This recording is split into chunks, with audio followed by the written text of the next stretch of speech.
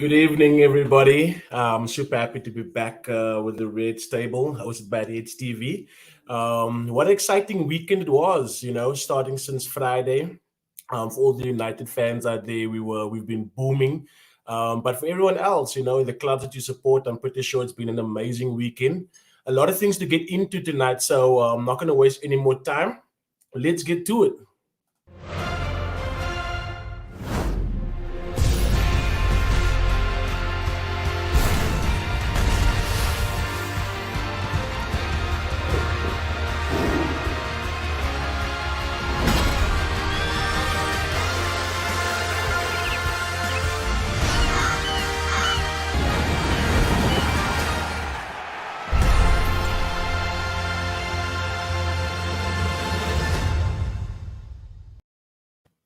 Loving the intro. Gigs, welcome, my man. How you doing, brother?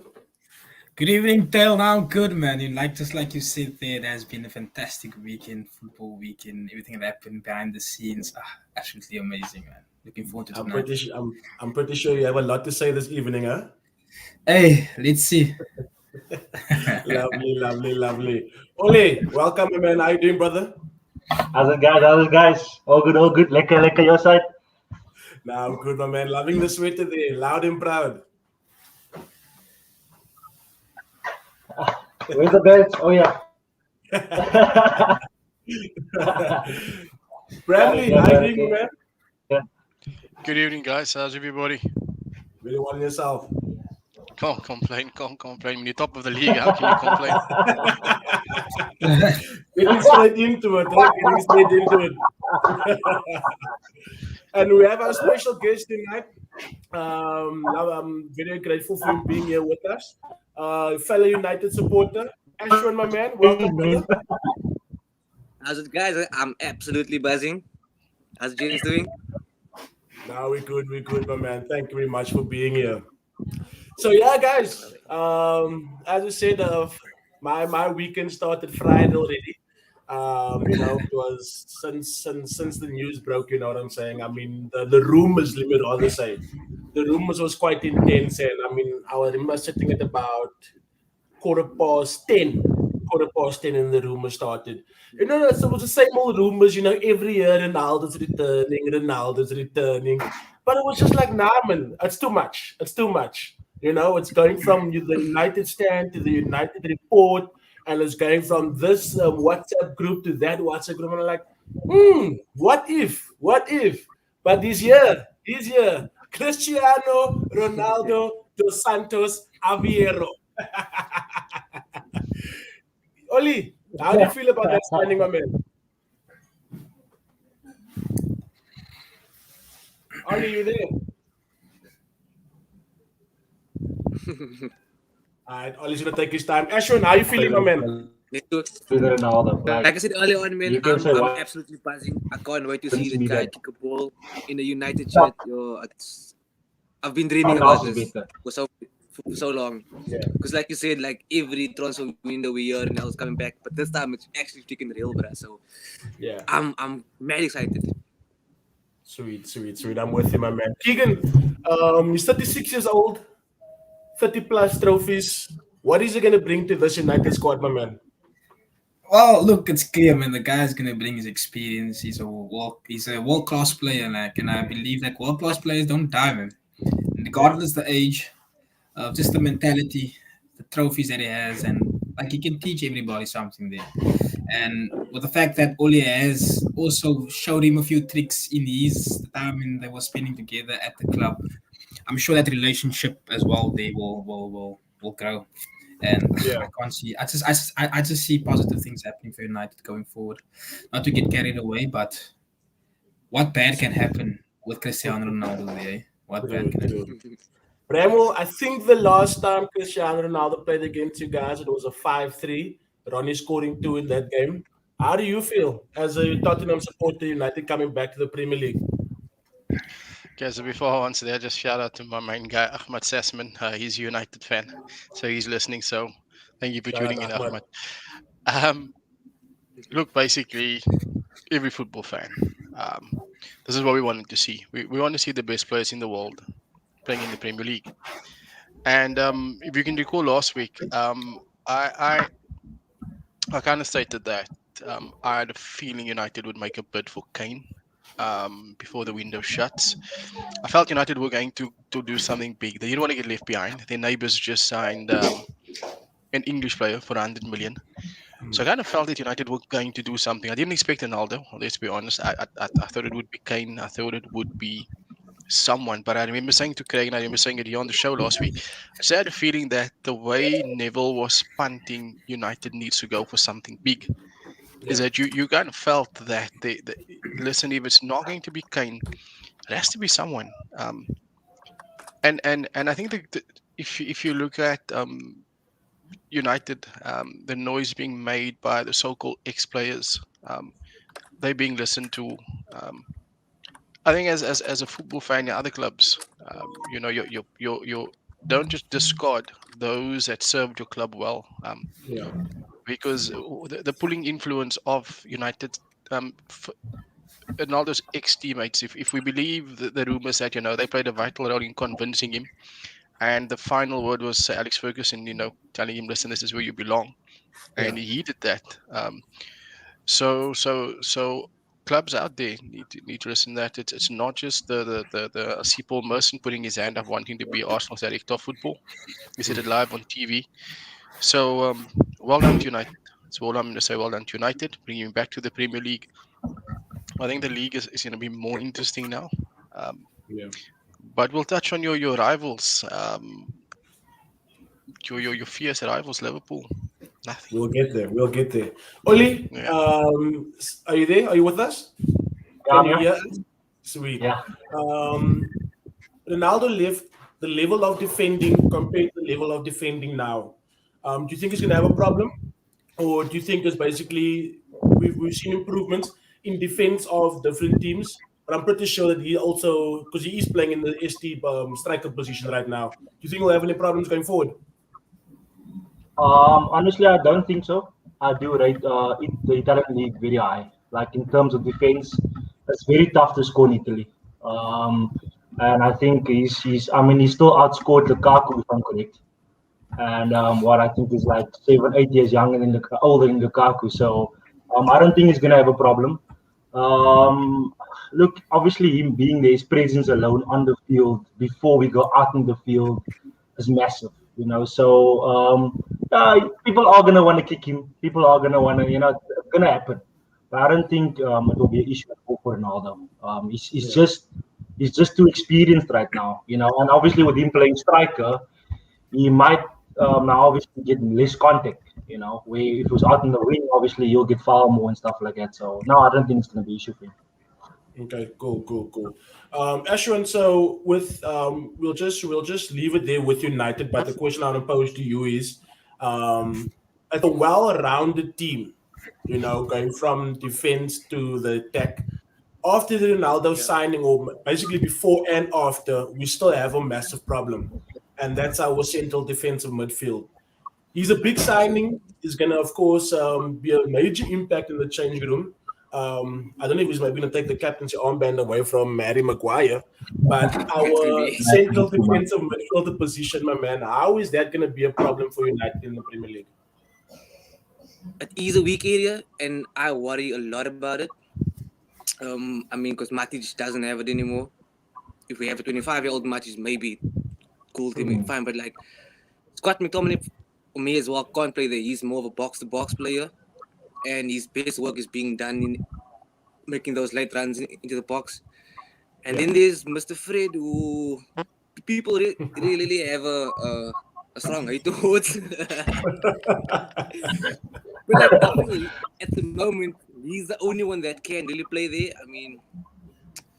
Who else do we have, really? So like that is the one worry for me in that area. And if with Ronaldo coming in, if he can maybe impact Fred in a way to up his level, I think we do stand a chance. And like I think there might be a much better balance if everyone around Fred and just give him that extra boost, that concentration that he needs in the game. So that's my hope with Ronaldo coming in, making Fred up his game and like just being much more concentrated.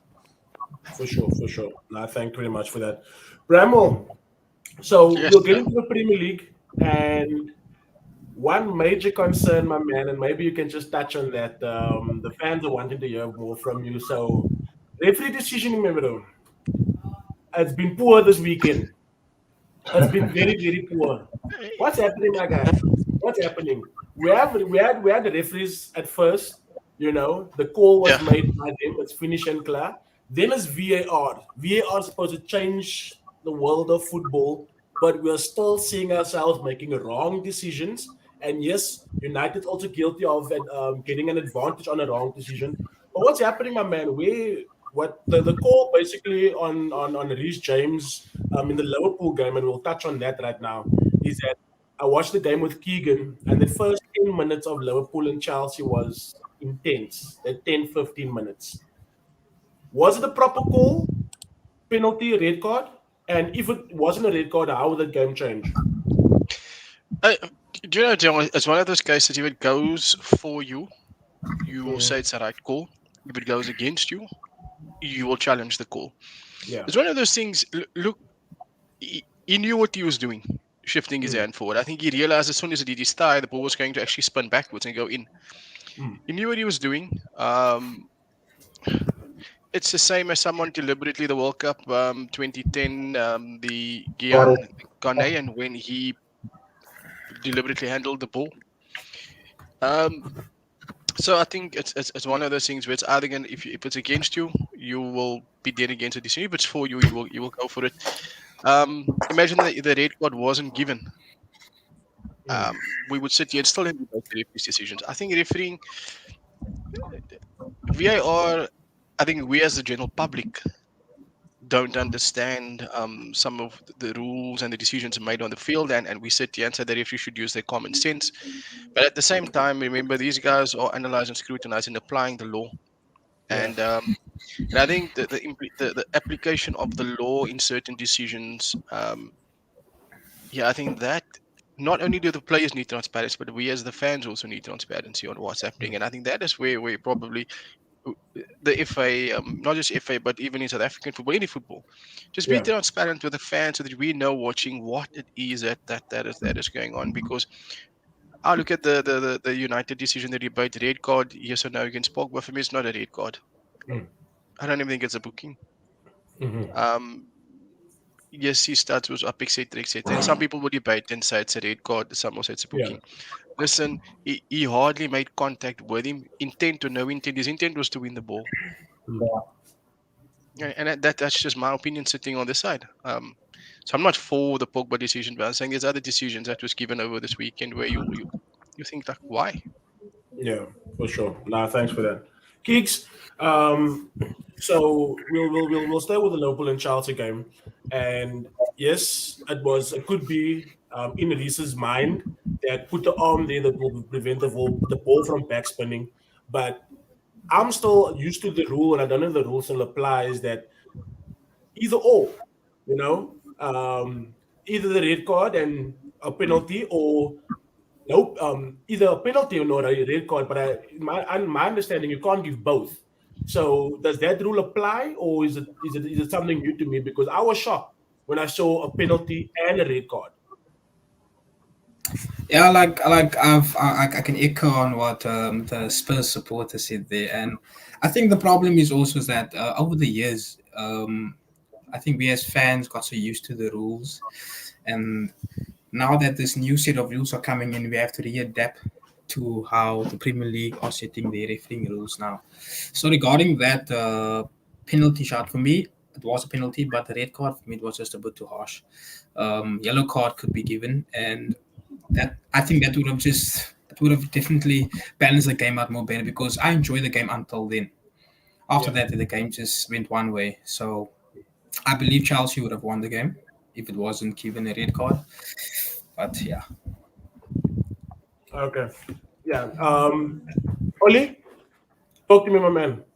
I know you want to touch on this. So what's your take? And we can go with the Liverpool and Chelsea as well as the Pogba foul as well. But I think people actually rated that Pogba foul to actually be. I'm not too sure if the report was through of Graham Souness also saying that's absolute red. But yeah, what's your take on that? Look, obviously we see the game now. It's going obviously faster, and which is better. It works out for the fans and for the players. I think up to last week actually, until the decisions happened. But I mean, it was always going to happen. I think the Pogba one. Look, the ref is right next to him, And I heard something the other day on TV where if the ref heard it, he would have given it, but it was so minimum. That's why he just didn't bother, So you can see even on the clip, like he doesn't mean to foul him. He's going for the ball, But Yeah. look, pads up low, foul because touches up, But I mean, I think in a game like that, I don't think it's a foul because we get the advantage and stuff like that. So I think that's definitely play on for me. The Chelsea game, not a red card, but definitely a penalty. In a game like that, a red card spoils everything. I mean, how many people switch the TV off after that? I mean, obviously Chelsea defended the whole game, and Liverpool didn't have the quality to win that game. So the game was at the end of it boring. I mean, I didn't bother watching further on. I think second half I didn't bother. So definitely for me it's a yellow card and a penalty. I think we should move away from the red card and penalty. It's one of the two, like you said, at the end of the day. So, but yeah, I think so far the refs itself has been doing well with the flowing of the game. You can see now there's proper tackles. There's a different energy to the game. And obviously with less of VAR, it also helps a lot. And I think they're just doing a kind of a balance. And I think by next year, obviously, it will be better. Yeah. Ashwin, do you have anything on the whole VAR situation, my man? Because he wasn't once called over at all. Who was the ref? Mike Dean. No, Mike Dean was for us, huh? Yeah, Mike Dean. Wasn't once called one side to have it look properly. It was just basically going to the TV booth, red card. Is that for me at the end of the day, you are a human being. You know what I'm saying? And I always feel like VAR does definitely slow down the tempo of football. I don't know if there's any rugby guys out there, but the whole TMO definitely slows down the rugby because you have to be vigilant and watch and replay and watch and replay. But with footy, it was like that one. You went there and people were still like checking their phones and then poof, come back, red card and stuff like that. So based on the human emotion, does that take away the emotion of football? Like now we can blame us, no more blaming the ref. Is that maybe a cover up for the ref to say that, okay, blame it on VAR? Where does that leave us, my man? I think it does take away the human perspective because, like, I mean, when you freeze a shot, like, and you're looking at it, it doesn't tell the full picture, really.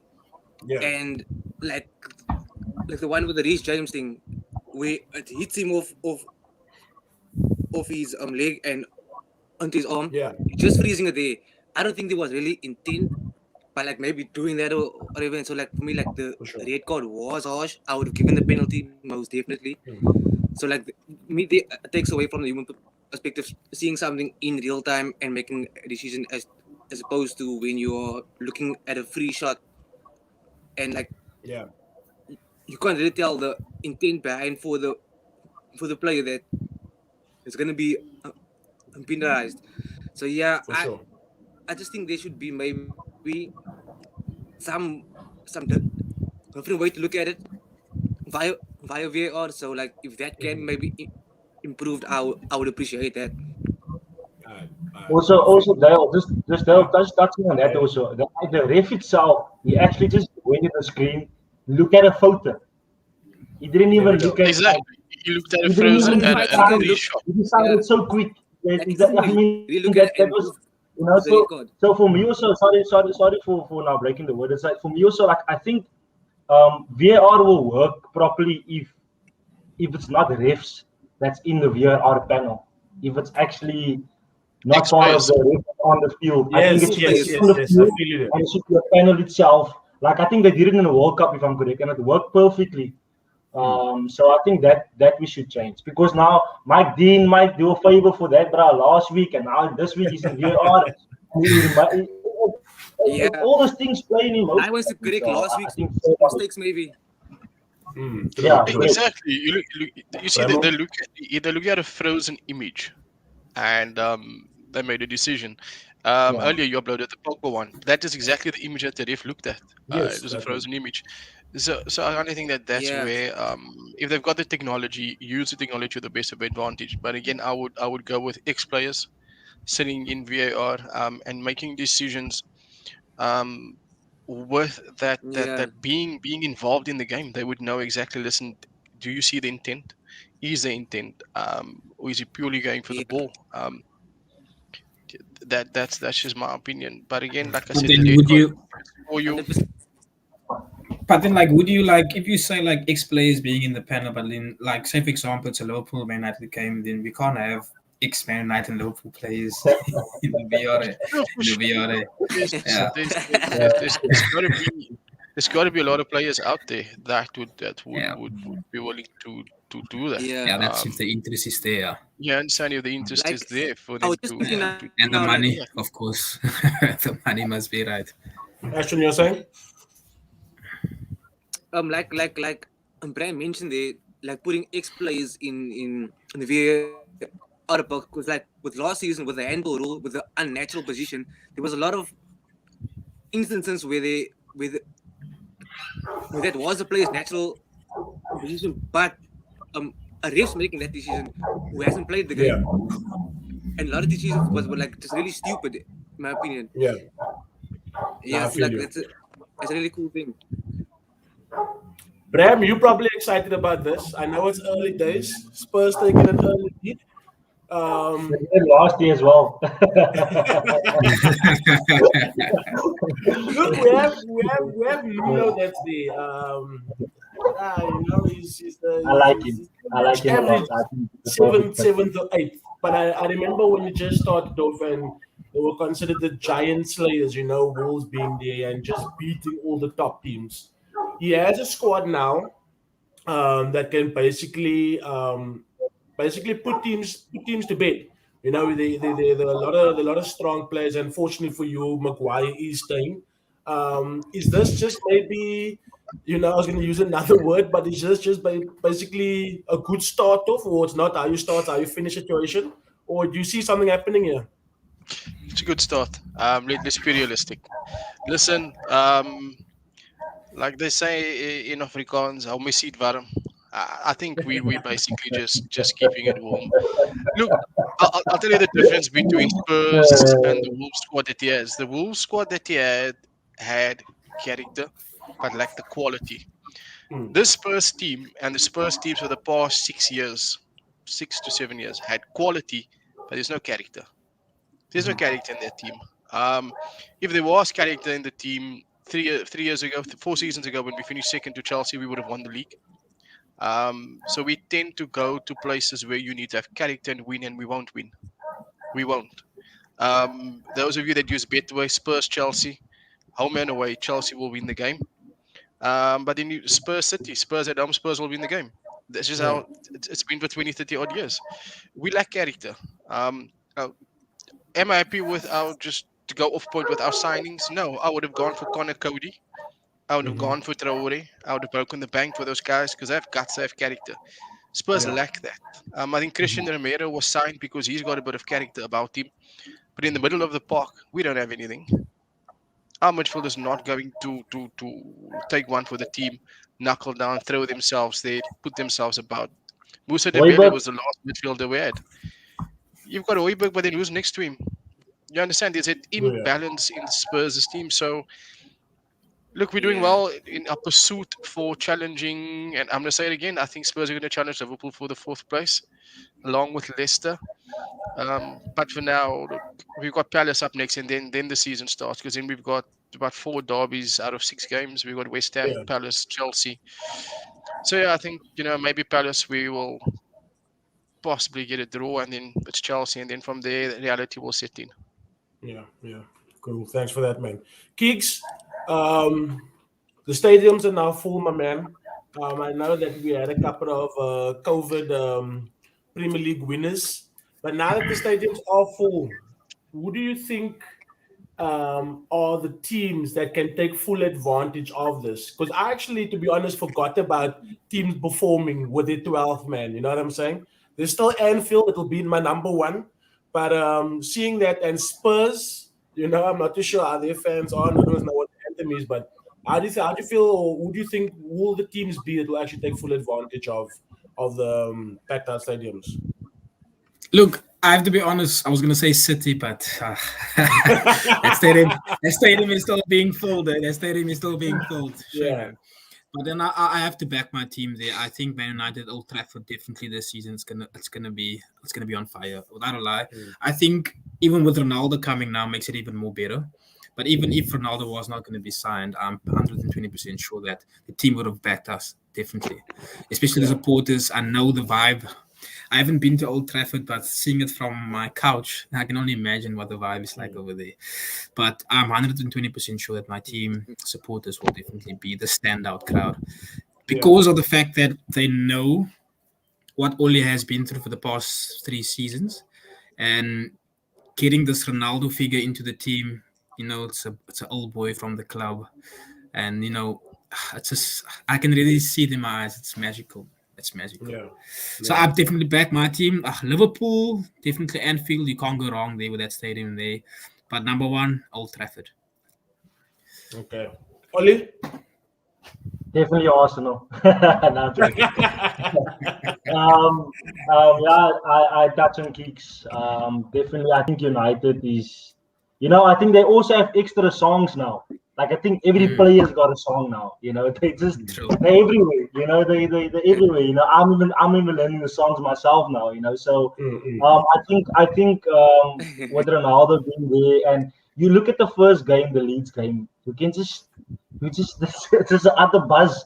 I've never seen Old Trafford like that, like the Leeds game. So now with Ronaldo coming out, depending on how they're going to introduce him, is it going to introduce like Varane and still play, or is it just going to play? I think at Old Trafford this season is going to be the most toughest place to go. And for us itself, United, we haven't been lived up to the Old Trafford name to where we have to win at home. We have the away record, but we haven't lived up. And I think now this season, if we now keep that away record and then obviously add at least a 95 or 90% winning record to the home record, then we win the league. Then we will win the league. So no doubt about that. I think Stamford Bridge is also buzzing. For me, I think if you look at Liverpool, it's Anfield and stuff like that. But where was Anfield when they were 10 men? They couldn't win Chelsea. And for me, your crowd itself should have done something to that. And I feel like if it was somewhere else, like United or Chelsea, yes. But I think, look, Liverpool is not. I would say they're the underdogs this season.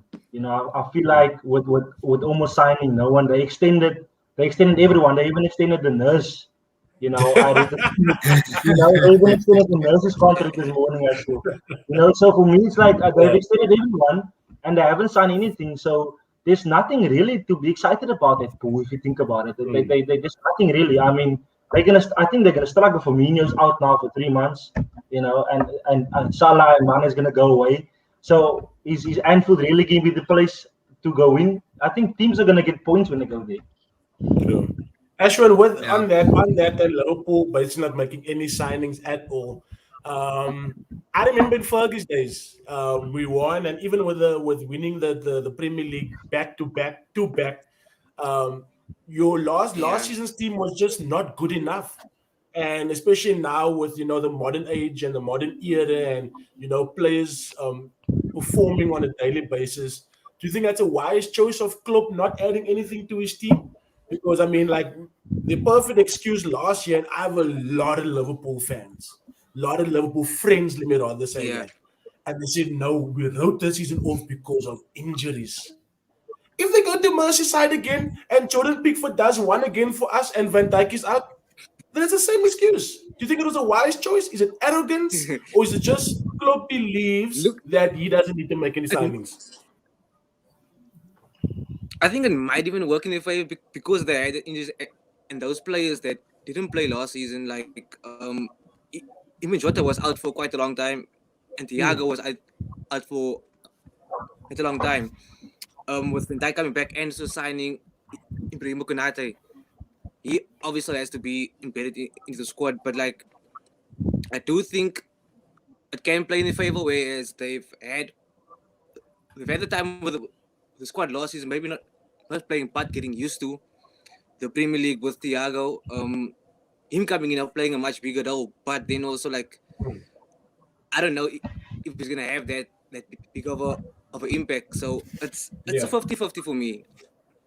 So I really don't know, but like if it does work out for them, cool. But like if it doesn't, happy days for me.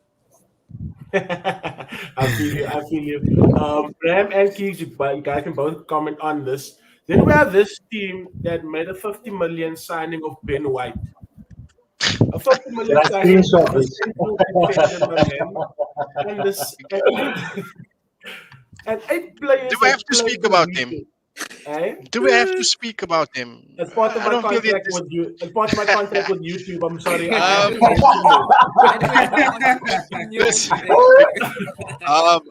Okay. Listen, just with to get Liverpool. my question done before.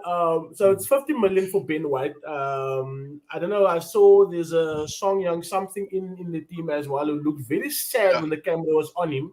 In the game the weekend, but we have Liverpool that hasn't made any signings. Let's say they haven't made any signings. Then we have Arsenal that basically made one of the biggest signings, and they 20th on the log, my man. Now it's no time for jokes anymore. There's no banter anymore. I can't make fun of Arsenal anymore because the part where they're at is I'd rather take Stoke and bring them back up to the Premier League. What's happening there, my guy? Do we say they're done? Do we remove them from our top 6? Because last season they were going to be part of the big 6, but now they're 20th. And your rivals is on the other side of the log first. Where did it all go wrong, my man?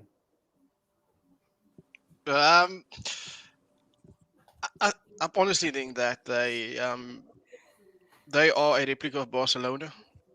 Overpaying players. Nobody wants to buy their players. They can't clear out to bring in players.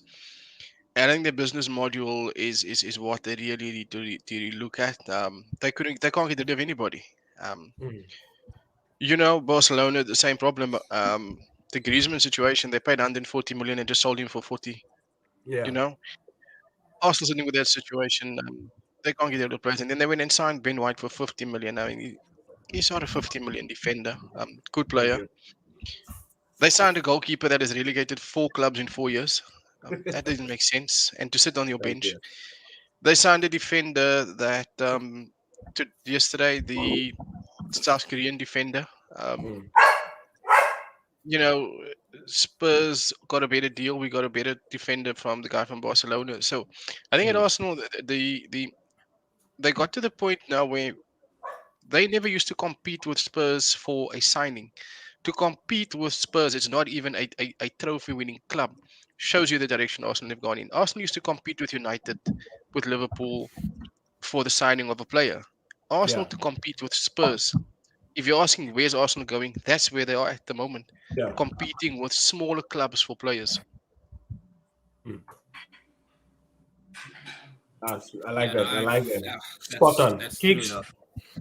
Look, it's very sad what's happening to Arsenal actually for that fact. I just read on Sky Sports earlier on the day, or actually on number 1 for the transfer windows in the UK as well. I was like, wow, like where have you gone wrong? It's crazy the money that they've been spending. Like, but I think I don't know. I really don't know. Arsenal, I look at Arteta, I can see what he's trying to do, but I just don't see any character in that team, no leadership. It doesn't look like anybody in the entire organization know what they're doing.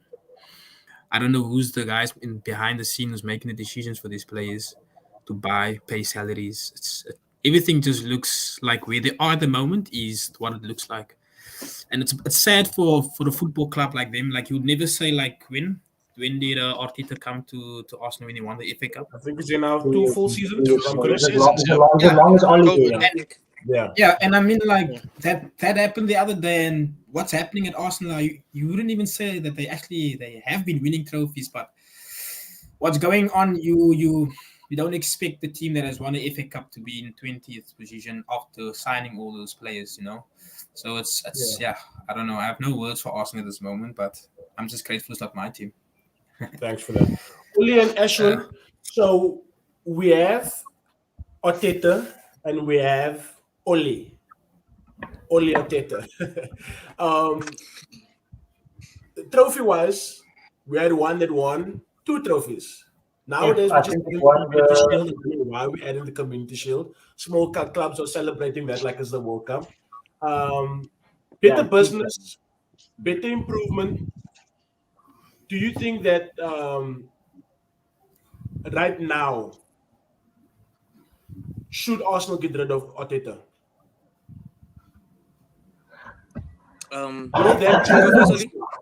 I do think so. The reason why I asked that is because I think maybe like 6 months ago, Ole was similar, kind of like in the same boat, but the trust is there now. The signings are coming in. But I think we've made those mistakes of signing nonsense players 3-4 years ago. Should they sack Arteta? Will it make a change, or don't they just care anymore? Second, bring Conte.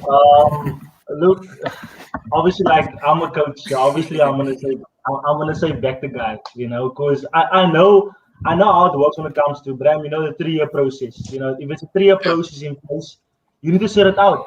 His 3-year process isn't done. I don't know if he started before Oli. I'm not too sure. I think Oli started before him. Oli started before him. Yeah, so I feel like, look, he comes in there and say, look, yeah, I've got a 3-year plan. We saw from the start when he came in there, wow, okay, Arsenal, they back. We saw it. I think they played against Fulham and they were playing, you know, the Ozen was buzzing. I think they had the first 3 fantastic games, you know. So I think it's not the coach. And like Bram said last week, he said you get a coach and you get a manager, you know. He's just, you know, he looks like a guy that's good at putting out the cones and, you know, putting out the drills, stuff like that. But can he really like sit down with the players, find out what's going on, you know? Can he really look? He's made some big decisions. He's obviously got rid of some rats in the team, which I still feel you need to get rid of Aubameyang. You needed to get rid of Zaga. You needed maybe to get rid of Lacazette. Okay, maybe not really, because I feel like Lacazette, he's the link between all those kids when he plays. They play better when he plays. So I think like there's still players in that team that behind the scenes they are chatting to each other, they are doing things, they are banning my manager, and that obviously you can see they are just dismantled. You know, I think give Arteta until January. You know, give him until January. Obviously, luckily for them, they don't have Champions League, so they don't have Europa League. So they can focus on the other little small things. But I think for them, they must give him until January. Maybe he can still sign another. They need an experience. They don't have experience in the park, in the middle. They don't really have experience at the back. You know, so and that's what they lack. If you look at United, we've had Harry Maguire, Lindelof, right? We know they both don't have pace, but we got a player, not with pace, but player who's got experience, who's won so many things now next to Maguire. And that might be the link to why United will win the league, or win trophies. You know? So Arsenal doesn't have that. They don't have partnerships at all in Arsenal's team. And the team itself is dismantled, and it's going to come down to the coach. The same thing with United. If Oli is the only one that can fuck this up. Arteta is the only one that can fuck this up. You understand? If Arteta leaves, they need to bring in someone like Conte. Conte is the only one really that can pull those guys by the ears. You know, so that's my view on it. But I do feel they must keep the manager until January. Apologies to any under 18s watching this. Oli does get a little bit passionate, so I think he understands that he will not use those words again. Ashwin, so same thing for you, my man. And basically, where I'll bring you in, and the reason why I asked this question is that Maitland-Niles in the week opted for a transfer out of Arsenal, and then the news broke that he will not be joining the first team or training, or they're not taking part in anything. So players that actually wants to move on, they get blocked. Now they get punished for that. How does that help with anything in this moment in time? I don't think that helps him at all. The player wise, I think that's kind of a big disrespect to the club. Yes, maybe you don't like the manager or you don't like the way things are being run, but like, it's the same thing or the same feeling I had towards Lukaku, who didn't want to be at United, and then he leaked in training data just before he left to Inter Milan, and I lost all respect for him because that when you respect the fans who supported you since you've been there. So like, I don't think that worked in his favor as a football player at Arsenal, and as a disrespect to the fans of the club. So I didn't agree with that at all. For sure. As for the Arteta thing, I think it's out of his depth. Honestly, Yeah. it's your first job, and it's that massive of a job. And I think there's problems not just in that squad; it goes right up to board level. I do think someone more experienced need to be there. I would maybe give him like 3-4 months if things are not the same. I would sack Arteta because like if I compare him to Oli maybe because like I think they in the same boat or in the same boat. The first thing Oli did when he came into United was fix that dressing room and see who's the problem in the dressing room, who's the leader, who's not the leader, and he brought in leaders. I don't think Arteta did that at all. And what he's bringing in is potential, but young players with almost no experience. So, who's guiding these players? Who's telling them how to act on and off the pitch? That's non-existent there. So, like, there's a massive problem, and I can't see any direction where they're going as a squad, as a club, as a manager. So, I'll give maybe 3-4 months. Then, if it's not fixed, I would sack him. If I can just say something, look, I do feel that the as I stated before, the same with Frank Lampard at Chelsea. As a leader, there was that disconnect between the leadership in terms of the manager, the owner, and the players. And I kind of feel at Arsenal, Arteta's got no one to lean on in terms of guiding him in the process. If you look at United, I stand by it that if it wasn't for Ferguson, Ole would have been sacked long ago. But he's got someone to lean on. At Spurs at the moment, Nuno's got the backing of Levy. He has to because Levy appointed him. He doesn't have a choice. Tuchel knows that. Abramovich is backing him all the way. So, I think at Arsenal, Arsenal's also run by owners that same as at United, that are in other part of the world. However, there's that United have got Ferguson there and the chairman. They're present. Arsenal have no one that's present. So Arteta and the players. The players, there's discord in the camp. They're divided into two. The fans are divided into two. It's a real troublesome time at Arsenal. But I believe that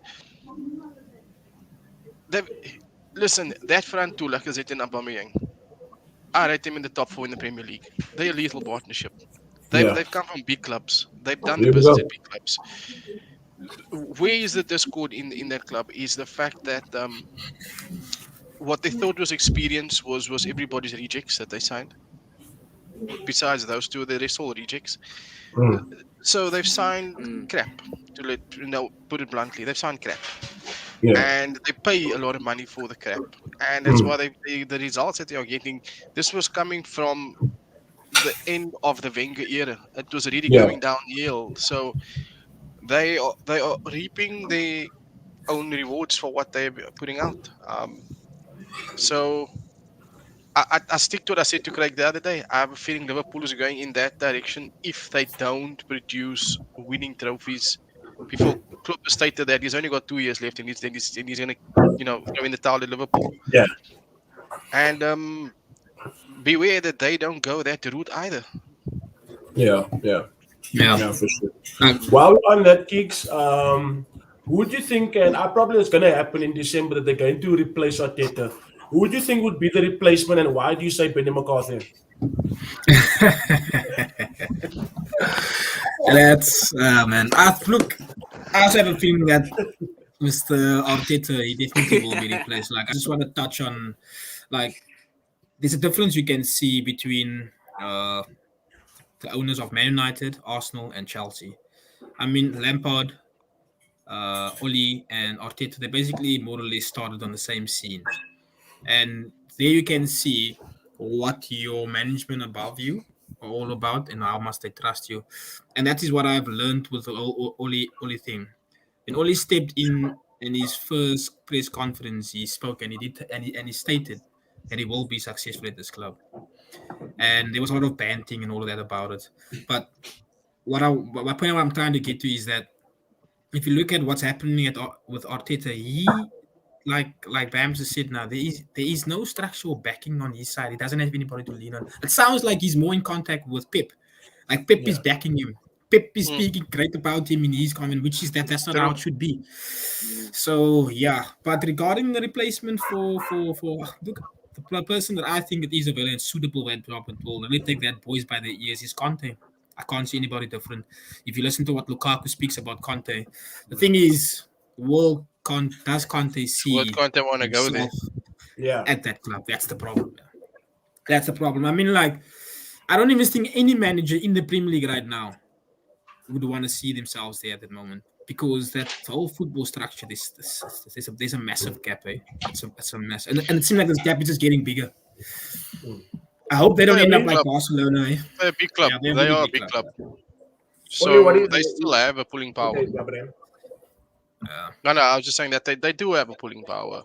You look at a lot of the young players. Tammy Abraham wanted to go there. Why would you leave Chelsea to go there? You know, people still go there. People still go there. So and that's what we've got to respect the name Arsenal. People go there. So I think for them, my opinion, who will turn things around? You've got to go the likes of. I would take Roy Keane. If I was him, I will take Roy Keane just to bring stability, just to shake the house up, just to get people to actually earn their money. Is that as a player or coach? Both. Or I'd go the route of Eddie Howe. Oh yeah, I think any mid-table coach, like you talk about your and I'll bring in all the clubs that have been playing the Premier, like your Bournemouths, those teams that are 9th to 10th. I think those where Arsenal is currently now needs a coach like that basically has those new tactics. You know, every coach now, every experienced coach, they have their type of tactics that basically works for them, and we usually struggle against these lower division teams because of these new tactics that's come into place. I also believe that, Eddie Howe, maybe Big Sam can come and turn things around there. You know, especially if in 20th position, he's the guy who takes out the relegation. Maybe a Roy Hodgson, those type of people. We can't just now look at these high-profile players, and I think that's when managers changed. You know, when the Oles came in and the Frank Lampard, and the Steven Gerrard and all that.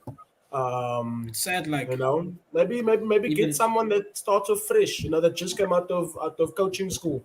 And they can apply that energy and whatever, and maybe it can work, maybe it doesn't, and we'll just end up like Frank Lampard. It's about objectives. It's about objectives. What is the objective that they want to achieve? Are they going to challenge for the league title? No. Are they going to challenge for the top 4? No. What is it they want to achieve? The rate that they're going at is early doors, so I think, before we all say, look, Arteta out, what is the objective? If 10 games from now they're still in the bottom 3, the objective would be save relegation. Who better than to the likes and names that we've mentioned now, Roy Keane, Sam Allardyce, keep them out of that bottom, because you don't need a 5-year Sam Allardyce contract. You don't need a 3-year Eddie Howe contract to get back in the top 4. Your objective will then change completely. It would be to stay out of the relegation zone. So it's about the objective. What do they want to achieve? For now, Arteta's objective is a 3-year plan. So let him see out his 3-year plan. But I mean, if come December and they're still where they are, is Conte going to come there? What's he going to come do there? They're not even in Europe. Who are they going to sign? I think Conte's a far-fetched stretch. They may be able to entice somebody else around Europe. True. Yeah. All right, guys. So we got to the spicy one. Our last topic for the evening. Oli, I know you wanting to speak on this one, my man. So I'm pretty sure we all watch the games and stuff like that. But I think it's nice to add this to our show. Who do you think our team of the week will be, or of the weekend? Nice pen in the works there. You got to think very quickly for this one. The weekend pause. Yes, sir. Not the weekend coming. Yeah, I was when you were saying like the weekend. I was like, Team of the week. I would say someone odd. Like I think the Crystal Palace for me almost. Um, just like people are writing Vieira off, and I think the way they were fighting against West Ham in that stadium, like that stadium was buzzing. Yeah. So I do, for me, like one of those teams would be, I think, Crystal Palace, because that's one of the games I watched. And for me, one of the top teams will, I think, definitely Chelsea. I think the way Chelsea defended with 10 men at Anfield, of all places, and still almost scored a goal. Yeah. And that comes down to the manager at the end of the day. I heard there are people saying they had Lukaku in his pocket, but well, you guys are defending, So Yeah. I think Chelsea and Crystal Palace was my two teams. If I must choose one, I'll definitely go with Chelsea because they're 10 men. Ashwin boy, who's your team of the week? I'm gonna go with Chelsea. Like the way they defended, I'll echo what Ali said there. I think that was some mad character they showed to be given a red card in the manner that they have been given a red card and then still go out and fight and defend the goal the way they did and get something out of the game. I think that it deserves all the respect. And then now a controversial one I'll go with because of the way they played against us, and I think they should have won the game. Is Wolverhampton, and I really give it to them, like the way they came up against United. Like that was a crazy game. So yeah, that's my choices. Bram the man. No biased answer. I'm gonna go. No, not biased. I'm gonna go with the two Manchester clubs for contrasting victories. Chelsea, Liverpool. You expect that. I mean, that's what they're supposed to do. They're supposed to compete with each other. You didn't expect anything different. You wouldn't expect the one to roll over for the other one. To defend with 10 men, you want to challenge for the league, what you got to do. You got to then play with 10 men. The two Manchester clubs, contrasting victories. One was dominant, and the other one, as poor as they were, they took the pressure. They Wolves threw everything at them. Good teams win ugly. True. Good teams win ugly. So for me, the two Manchester clubs, Bram, both Bram, yeah. Bram, but you also know that Arsenal should 10 men.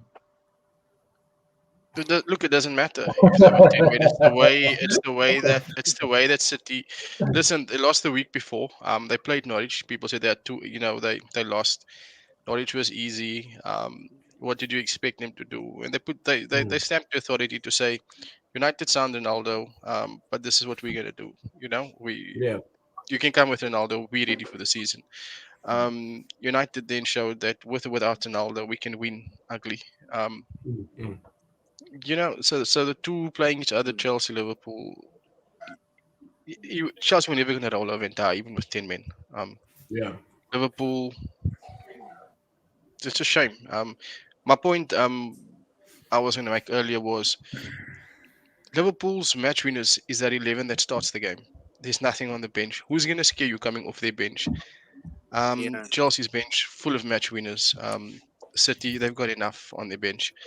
United now with Ronaldo added there, Lingard not moving on, there's enough players.